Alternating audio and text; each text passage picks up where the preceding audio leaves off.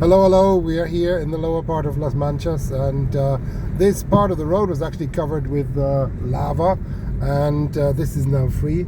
And there on the right hand side we actually have a house that was covered in the lava. So here you see there's an entire flattened house. You see the steel parts of it and the metal and the lower ground floor, and overflown with lava. And now we're going into the road that is now built over the lava field. So this is something rather special. We're going to go on the Volcano Road, as it's locally known, the lava road, and it goes directly over the lava. So it says here, be a little careful, you shouldn't walk there, and the surface is hot, of course, so you shouldn't really park there for too long either. And there's still a lot of heat coming up. This is the thinner part of the lava field. In the maximum thickness portion, it reached about 70 meters of thickness. Here it's considerably less. Therefore, this is the better part to build. But we are on a road that is only about 2 years old now, and it's directly over relatively hot, fresh lava rock that erupted in late 2021. It's the first time I'm going over this. I traveled on it as a dirt track, but not as a paved road. So this is quite the experience. And there he is, the volcano Tajugaite, up there in the hillside with its yellow little hat, which is from sulfur. And this is the lavas that emanated from this cone. It doesn't look too big from here, but I assure you, once you're next to it, it's quite a sophisticated little edifice. So here we are driving towards La Laguna village now, and La Laguna was cut off from Las Manchas by the lavas back then, creating this termination of the traffic circle on the island.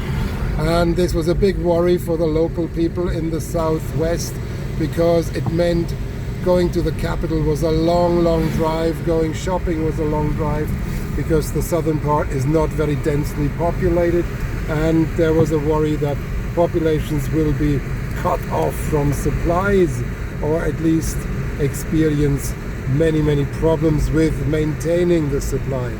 So now we are approaching the other end of the lava field. We are now moving downhill a little, and this is where La Laguna comes into sight very soon.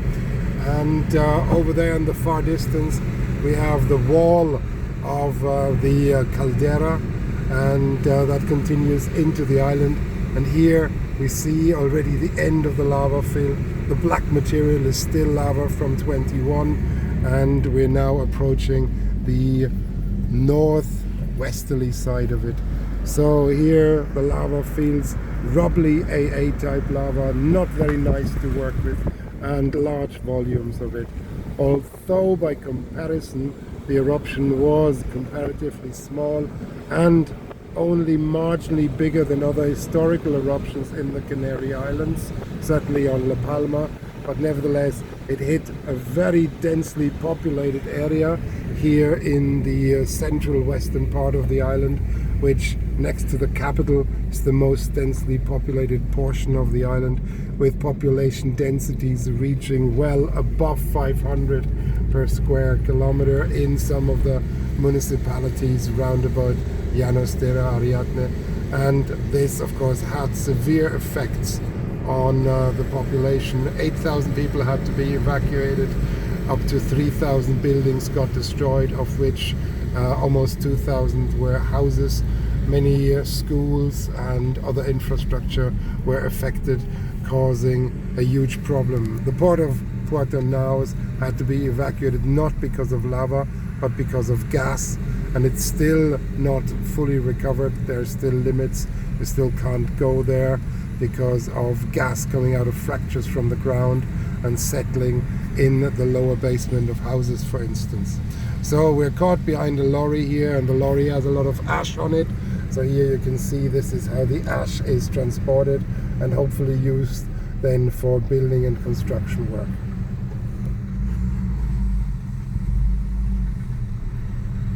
¿Le pasa a este? Como no lo quiero adelantar, no tengo visibilidad. no podía. ¿No? Ir tan raro.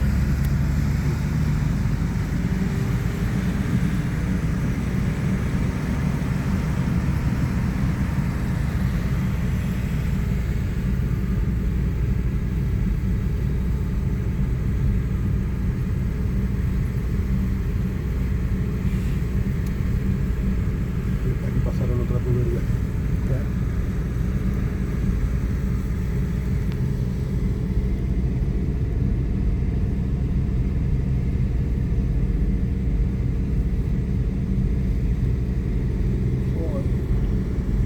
So I hope this gave you an impression of the new lava road here on La Palma, and we are stuck behind the lorry now, so it starts to get a little less exciting, and therefore I'll close the video now and I say thank you for your time. I hope you found this instructive.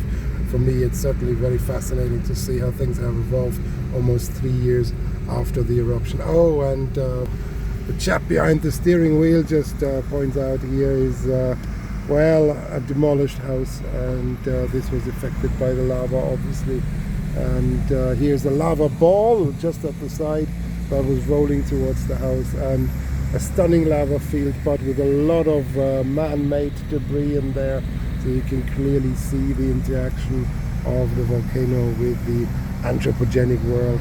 And just there in the distance again, Tahogaite with its yellow hat of sulfurous crusts that are forming around about the crater, where there is still gas emissions to this day. So here we have a lot of building activity here on the fringe of the lava flow. The workers are taking it away, and there's a shredder as well, the blue one, so this shreds rock into smaller particles that can then be more easily used to supplement soil or tarmac or concrete even.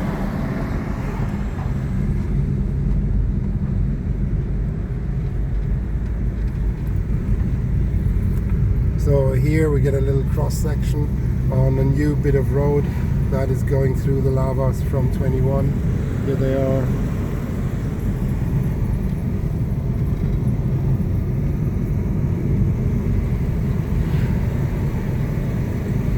And now we are reaching the outskirts of La Laguna, and that's the end of the lava field pretty much. And that means you have now just crossed an entire lava field with me on a relatively new road. So here we come to the edge of the lava in La Laguna, and that brings us therefore to the end of our trans lava field excursion.